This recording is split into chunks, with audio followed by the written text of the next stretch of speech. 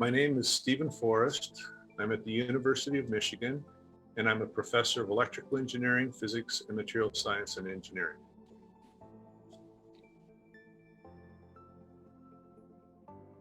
Well, SID has been the primary venue for sharing ideas and displays, and this goes back to really the beginning of displays. And we had cathode ray tubes, and then we moved on to liquid crystal displays, and now OLEDs is the biggest thing on the block. Of course, there are many other display technologies out there. Some fill certain niches, some have come and some have gone. But throughout this period of 60 years, people have found SID to be the primary venue to discuss new ideas, to have people kick the tires on those new ideas, to try to figure out pathways between laboratory demonstrations and commercial applications and commercial products. OLEDs were first introduced by Ching Tang and Steve Van Slyke at Kodak in the mid-1980s. And this caught the immediate attention of industry, but it was found that they were not particularly efficient.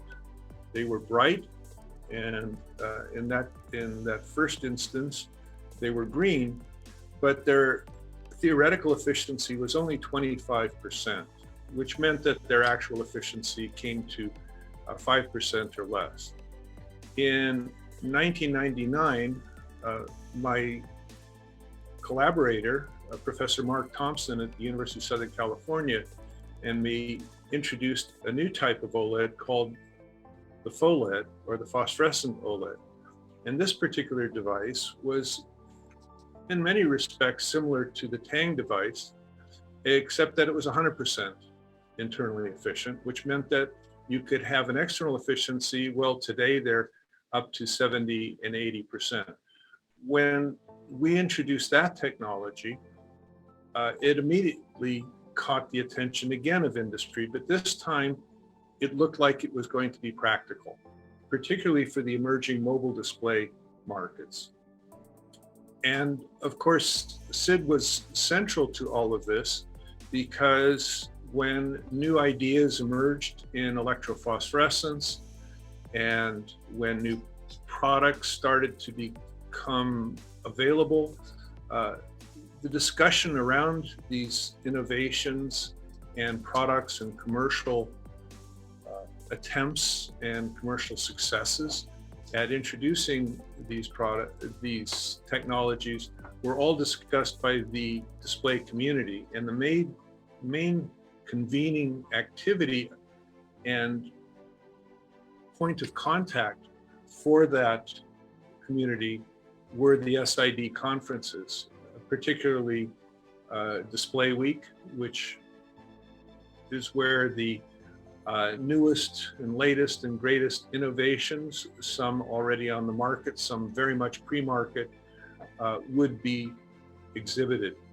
And this perked the interest of the various investigators, some from academia like myself. We could see the horizon of where this display industry was going, and it also created a competitive context for other companies to work in and to see, well, wow, this is what company A is doing. I can see that I can also do this, or I can do it better. So having these abilities to see new technologies, to announce new innovations, was very central to the development of the display industry. As I said, today it's OLEDs. It's been other technologies in the past, and it will be new technologies in the future. And I'm sure they will always be found first at the SID conferences.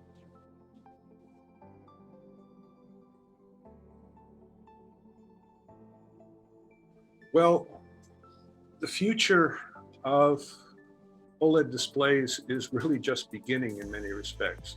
Right now, we have it starting to dominate the mobile display industry, but televisions are coming on strong, and it seems like the next really big application for OLED displays is in the computer monitor markets. However, OLEDs have unique properties that other displays do not. They're very thin, and they can be put on flexible substrates. And of course, they can be made very low cost, which is important because that makes it a consumer acceptable item.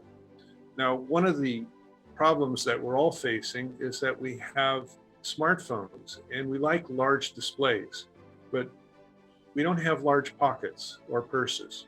So to solve that problem, OLEDs are adaptable for foldable displays. So going back to SID, if an investigator, an academic, let's say like me, comes up with an application, it might be an application that is not needed, or it's an application that will take off like a rocket.